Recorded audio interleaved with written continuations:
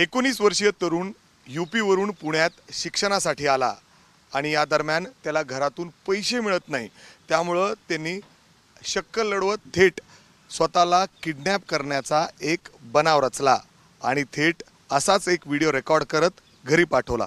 नक्की काय घडलंय हे सांगण्यासाठी आपल्यासोबत डीसीपी मॅडम आहे।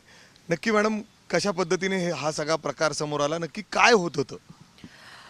काल रात्री आम्हाला एक कॉल प्राप्त झाला की एका व्यक्तीचं म्हणजे ओमप्रकाश गौरीशंकर याचं किडनॅपिंग झालेलं आहे आणि तो पुण्यामध्ये आहे असा कॉल प्राप्त झाला होता। या अनुषंगाने त्या कॉलच्या अनुषंगाने मी पूर्ण बंड गार्डन पोलीस स्टेशनची टीम आणि DB team, night round officer, त्याचप्रमाणे Khadki police स्टेशनची team, ACP Khadki, ACP Wanwadi आणि ACP येरवडा, त्याचप्रमाणे नाईट राऊंड ऑफिसर या सर्वांना त्याबाबत अवगत केलं आणि त्याचा शोध घेतला आम्ही। त्याचं लोकेशन जे होतं तर ते आम्हाला खडकी या ठिकाणी प्राप्त झालं। त्या लोकेशनला आम्ही आमचे अंमलदार पाठवले, संपूर्ण सर्च केलं। त्या सर्चनंतर असं निदर्शनास आलं की तो जो व्यक्ती आहे तर तो लॉजवरती मिळून आला आणि त्याला त्यांनी स्वतःच हा बनाव केलेल्याचं त्या ठिकाणी त्याच्या इंट्रोगेशनमध्ये निष्पन्न झालेलं आहे।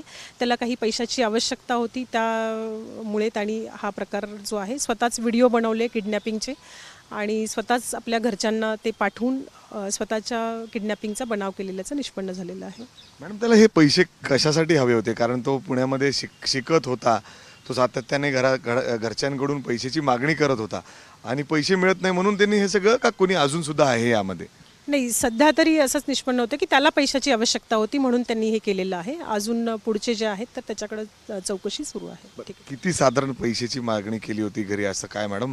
कारण किडनॅप करून एक व्हिडिओ रडताना अक्षरशः तो ढसाढसा रडतोय त्याच्यामध्ये। याच्यामध्ये त्यांनी 5 लाख रुपये मागितलेले आहेत असं सांगितलेलं होतं, पण अजून त्याच्याबद्दल आपण अधिक माहिती घेत आहोत। कशासाठी हवे होते? कारण तो जिथं सापडला म्हणजे अर्थात तो नशेत होता तिथं, असं सुद्धा माहिती आहे।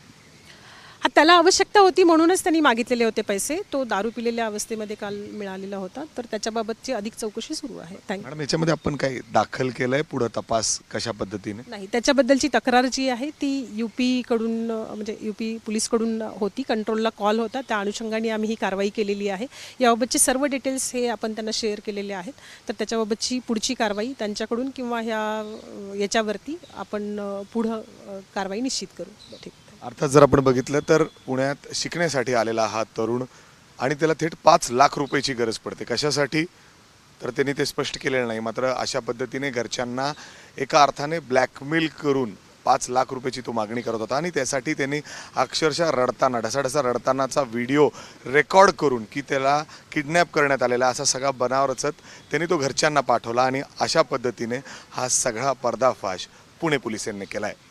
कॅमेरामॅन अमोल गवाळेसह मी मिकी घई, ABP माझा, पुणे। ABP माझा, उघडा डोळे बघा नीट।